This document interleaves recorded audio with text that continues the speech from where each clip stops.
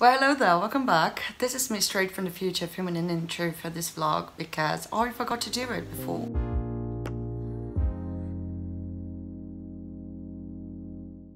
Today I'm here because during the month of October I actually did my annual reread of The Hunger Games by Susan Collins. The first book, not the series. This is a work in progress. Ever since I first read these books, which was in 2011 I think, I was 14 maybe. I've been rereading them every single year, at least once a year. Some years there I did read it more than once. It's fine. As you probably know by now, this is my favorite book series of all time. My plan for 2020 was originally to reread the entire trilogy before the new book came out and then read that too. But clearly that didn't work out, so instead I got one of my best friends as I used to buddy read it with me without the pressure of any deadlines and things like that. And I vlogged the entire experience. And turns out that, oh my god, I have a lot of footage. I fangirled a lot, I overanalyzed the heck out of it, but most importantly, I just had a really great time and I wanted to share this with you. I don't know if anyone's gonna be interested in my super in-depth thoughts about this book that came out years and years ago. But this is the reason I created this channel in the first place, you know, to just scream my bookish feelings into the void and to have a place where I can fangirl and just talk about books. I'm posting this for myself, but I hope you enjoy it too. But since there was so much footage and I really wanted to include all of it, I decided it would be best if I split the footage into 3 vlogs, one for each part of the book. This is obviously part 1, parts 2 and 3 are gonna come out soon, and when they do, I'm gonna link them down below. Oh wow, that's a very drastic change. In case you don't know, The Hunger Games is about Katniss Everdeen, a 16-year-old girl who volunteers to take her sister's place in The Hunger Games, which is basically an annual competition where one boy and one girl from each of Panem's 12 districts have to fight to the death until there's only one left standing. I truly feel like this trilogy just gets better and better as time goes on. I mean, the older I get, the more nuance and details and relevant commentary I notice, and the more I understand the complexity of these characters. This book series is definitely one of those that gets better after each reread, in my opinion. And other than that, I just genuinely think these books are very good. They were extremely important in my formative years, you know, they made me feel validated in my younger at the face of injustice. And believe it or not, it was also one of the many stepping stones in my journey towards intersectional feminism. Spoiler warning, by the way, I'm gonna go very in depth about this book, so there's gonna be spoilers to the very end. Without further ado, let's just get into the vlog.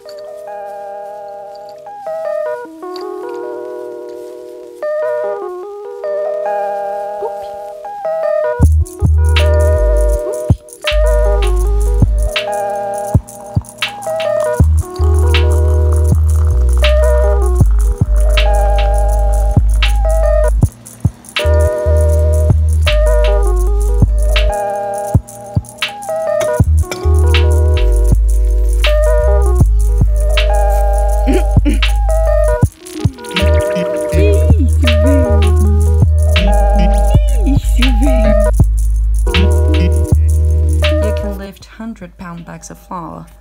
I snap at him. Tell him that. That's not nothing. Yes, and I'm sure the arena will be full of bags of flour for me to chuck at people.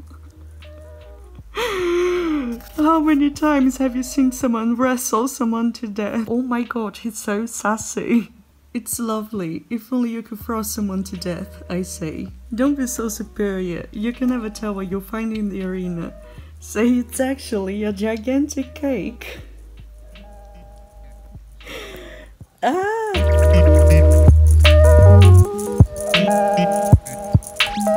I avoid looking at anyone as I take tiny spoonfuls of fish soup. The saltiness reminds me of my tears. Girl, say hi to the vlog. He's buddy reading it with me. Just say hi. Hi guys, how are you?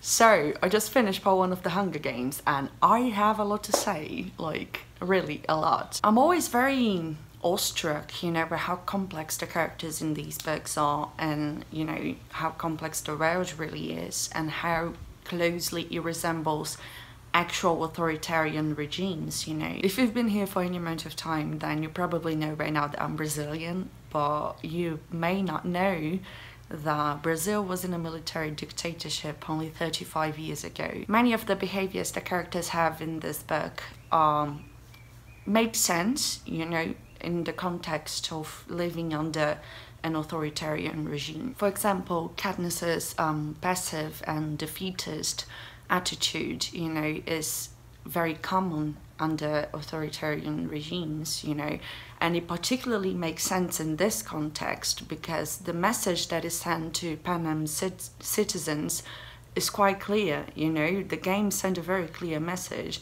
This is what happens when you try to rebel. This is what happens when you try to fight us. So the people don't even try to rebel and fight the capital, you know, because the last time they tried, the games for the consequences, all of them feel very defeated, you know, defeated to the point of acceptance, you know, that this is the new normal, this is what life is like from now on, and this is what we got last time we tried to rebel, so who knows what we're gonna get next time we try, right? But Gale's rage and thirst for justice is also a very common response, and I really like that Katniss talks a bit about the things that Gale says when they are in the woods, and, you know, it really shows that Gale was very politically aware, I guess I could say. Like, he's very politically smart because he talks about how the divide between the rich and the poor in the district is just another way of the capital alienating the population, you know, because if you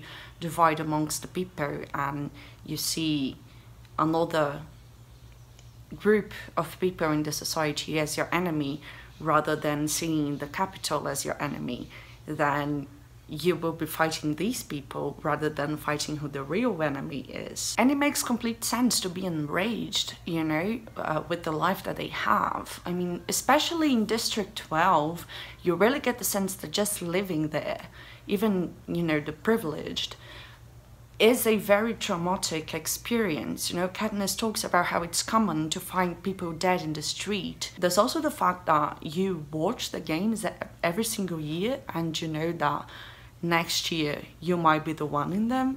So all of that is very traumatic. You know, life in Panem in general is very traumatic, and obviously, you know, there are people who are more traumatized and people who are less traumatized. You know, there are people who are more privileged and people who are more oppressed, but you get the sense that it is traumatic for everyone. Laughing and joking as a defense mechanism is also very common, you know. I mean, it's the Brazilian way of life. But anyway, as I was saying before, you really get the sense of how alienating life in Panem is, because you can't go to other districts, you know, but not only that, you really don't know anything that goes on in other districts. You don't know how life is there. You don't know what the people are doing there. So even if a rebellion broke in one district, the others wouldn't know. You know, there is no communication between them. And the only times you actually get a glimpse of other districts, you know, is when it's in relation to the games. So either, you know, the games in and of themselves, or, you know, the victory tours. And in school, other than grammar and math, you only learn about the activity of your district. You know, everything goes back to the activity of your district.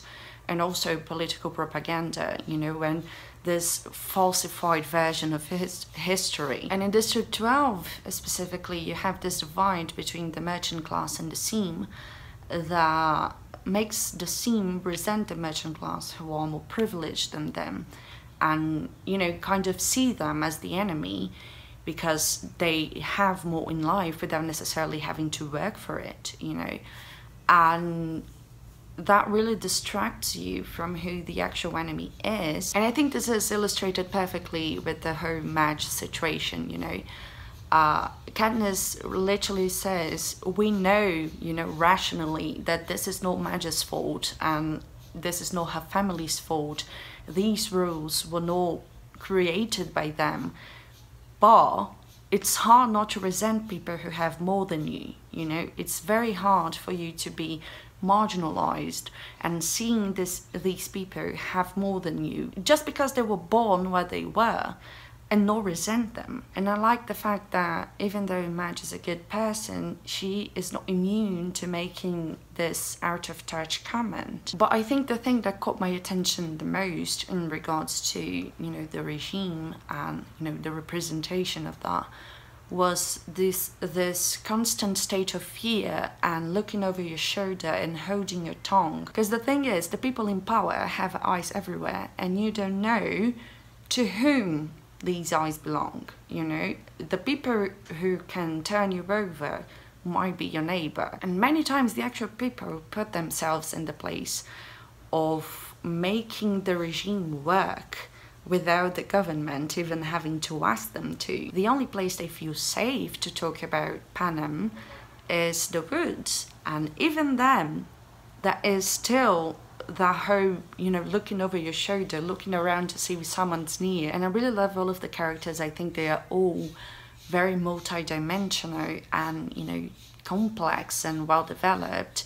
And the relationships as well, you know, not only romantic, I mean relationships in general. One thing that really caught me was that the first paragraph of the book is Katniss waking up and instinctively looking for Prim. It really, not only this, but everything that happened up until this point really writes home that everything that Katniss does is for Prim. Katniss is literally willing to die for her sister. When she volunteers, she just doesn't think that she has any chance of winning, and she does it anyway, you know, because the important thing for her is to protect her sister, and she is powerless against the Reaping. So volunteering is literally the only thing she can do, and she doesn't care that she will die, you know.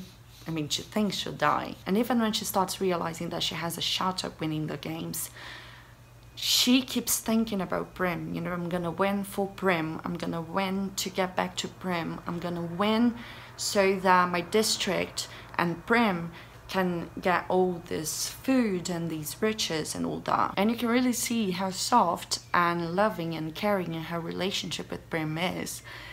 And you can really see that Katniss is a very motherly person as well. And speaking of motherly, the relationship that I am most invested in right now, and I'm finding the most interesting to read about right now, is Katniss's relationship with her mom. First, because of the exploration of mental illness, you know, this debilitating depression, and how it affects not only the person who's ill, but also those around them, you know, their family and all that. And particularly the impact that mental illnesses can have on already marginalized communities, you know.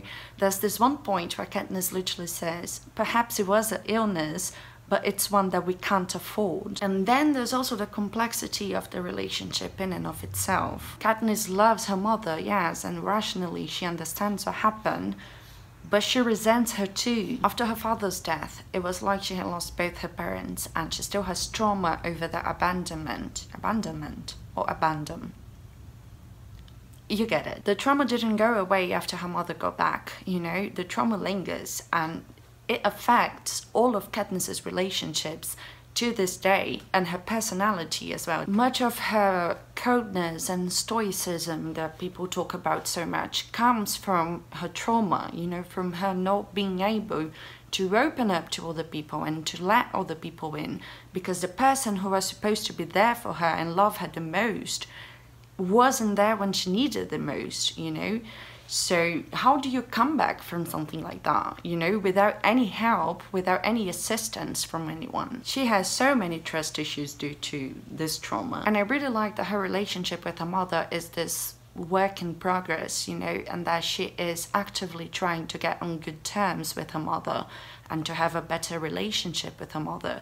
But she is still, you know, afraid of abandonment and afraid that her mother might disappear on her again. She loves her mother and she wants a better relationship with her, but she is also very cautious and very resentful. And that makes sense. I mean, years later, Katniss still wakes up screaming with nightmares about her father's death and her mother's depression and abandon. And I really love that Katniss always thinks back to her family and Gale. You know, she's always thinking about what they might be doing right now, or what their reactions might be to the things they are seeing on the television, and the consequences that her actions right now in the capital might have on them back on the district. And I really like that, because often we see characters you know, leaving place A and going to place B and just kind of like not thinking about the people they left behind or the road they left behind. And Katniss is always thinking back on that, you know, she's always thinking about her family. Also, I did not remember that the three-finger salute was a gesture typically used in funerals. I remember the whole it means thanks, admiration, and goodbye to someone you love. I remember that line, but I do not remember that it was a gesture for funerals. I mean, that's so sad and grim. And I really loved all the small acts of rebellion that we got up until this point, you know, because you have to find ways to dissent that don't necessarily seem like you are dissenting, you know, that you are rebelling. And we've got a few examples of that in part 1. We've got the people of District 12 refusing to, you know, applaud Katniss and just staying silent. And we also got the mayor refusing to follow protocol and, you know, asking her to come forward. And we also had Haymitch taunting the cameras and presumably the people at the Capitol. You know, Katniss and Peeta being presented as a team is also a very rebellious act in and of itself, but not rebellious enough to warrant consequences, if that makes sense. It's always so weird to read Gale's goodbye in this book, knowing what happens in the rest of the series. Like, it's very ominous. He tells her that, you know, she has more practice and she knows how to kill, and she says, I know how to kill animals. And he says, how much different can it be? Which, I mean, fair enough, but a bit ominous. And rereading also always makes me mad about the character assassination of Peeta in the movies, because yes, he is kind and soft, but he's so much more than that. He is sassy and angry and smart and just hurt, and like, he's such a complex character, you know, and they just narrowed it down to soft, kind simp on the movies. And on the topic of Peeta, I just want to protect him so much. Poor baby. He's got an abusive mother and this very passive father. I mean, we get the sense that his father doesn't do anything to stop his mother's abuse, you know, at least I get that impression. And the fact that he has older brothers and no one volunteers for him, I mean, I get it in a way, but at the same time, it must hurt. And also, the fact that his mother thought it was appropriate in any way to say to him during her goodbyes that District 12 might have a victor this year because she's a survivor, that one, you know, practically telling him that she thinks he's gonna die.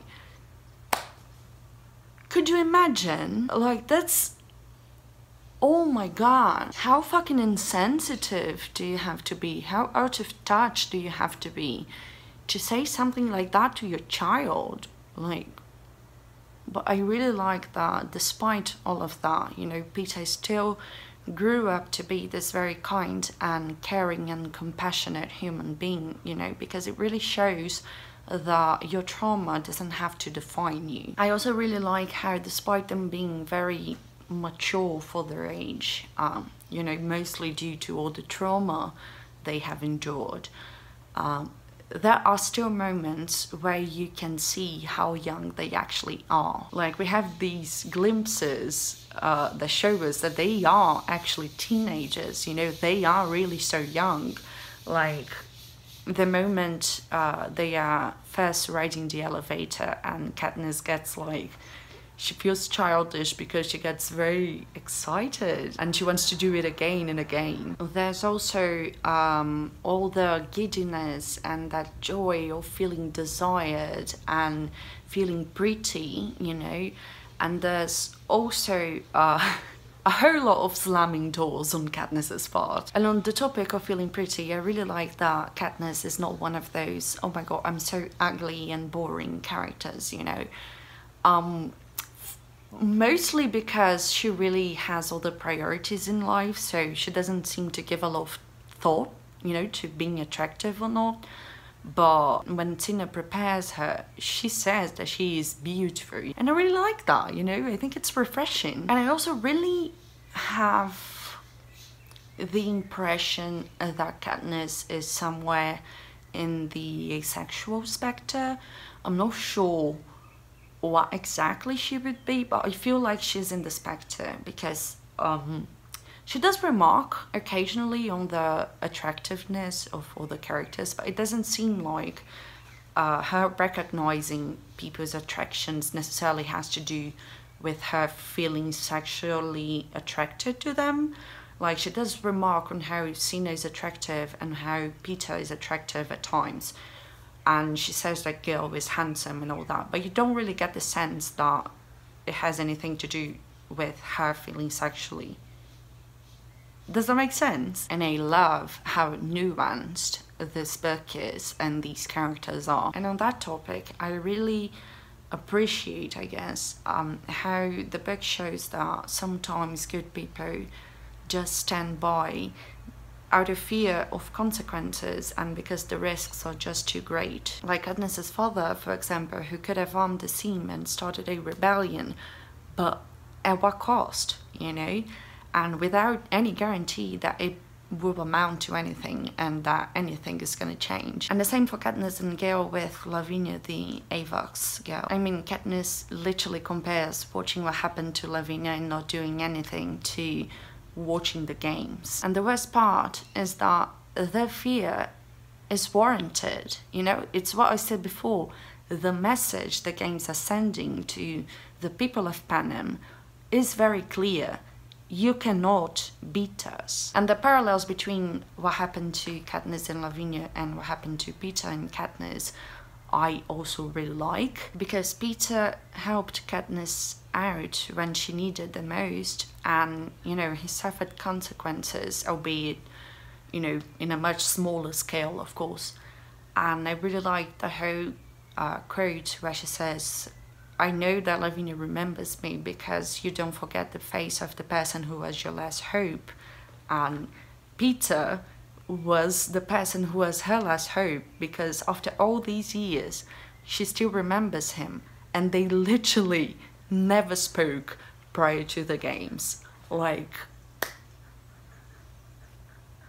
Peter is literally hope. This ship, man. I love the ship so fucking much.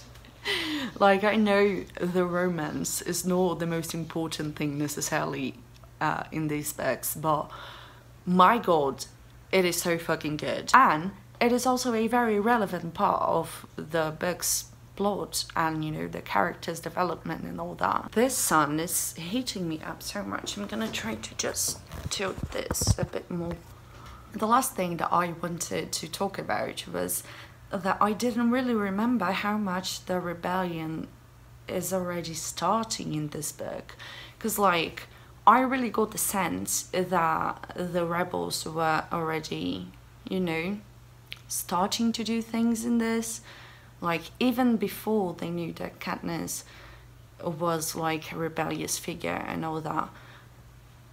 I really got the idea that Haymitch and Sina were already working with the rebels here. I think the whole thing of Sina asking for District 12 and the whole thing of posing Katniss and Peter as a team from the beginning and how all the strategy came from there. I think they were planting the seeds for a very long-term plan in terms of a rebellion, if that makes sense.